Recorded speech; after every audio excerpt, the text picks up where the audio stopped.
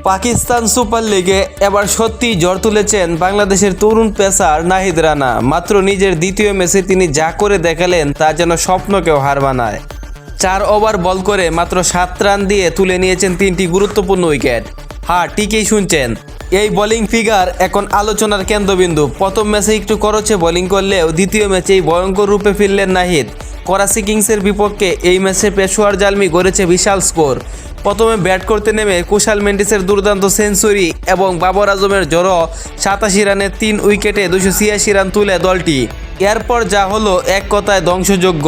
Karachi Kings bat করতে নেমেই ভেঙে পড়ে তাসের ঘরের মতো। মাত্র 87 রানে অল আউট। এই বিধ্বংসী বোলিংয়ের নেতৃত্ব ছিলেন বাংলাদেশের তারকা পেসার নাহিদ রানা। তিনি আউট করেন সাদবেক, কুশদিল শাহ এবং অ্যাডাম জাম্পাকে। বিশেষ করে নিজের এক ওভারেই টানা 2 উইকেট নিয়ে ম্যাচ পুরোপুরি নিজের নিয়ন্ত্রণে নিয়ে নেন। অন্যদিকে শরীফুলও ছিলেন দারুণ। 3 ওভারে 23 রান দিয়ে 1টি উইকেট তুলে নেন তিনি। এই জয়ে 159 রানের বিশাল ব্যবধানে জয় পায় পেশোয়ার জালমি। এটি পিএসএল ইতিহাসে সবচেয়ে বড় জয়। 4 ম্যাচে 3 জয় নিয়ে 7 পয়েন্ট সংগ্রহ করে পয়েন্ট টেবিলের দ্বিতীয় স্থানে উঠেছে পেশোয়ার। বাংলাদেশি ক্রিকেট প্রেমীদের জন্য এটি দারুণ গর্বের মুহূর্ত। নাহিদ রানা এভাবেই কি নিজের জায়গায় পাকা করে ফেলেছেন আন্তর্জাতিক মঞ্চেও? আপনার মতামত জানাতে ভুলবেন না। ভিডিওটি ভালো লাগলে লাইক, কমেন্ট আর সাবস্ক্রাইব করতে ভুলবেন না।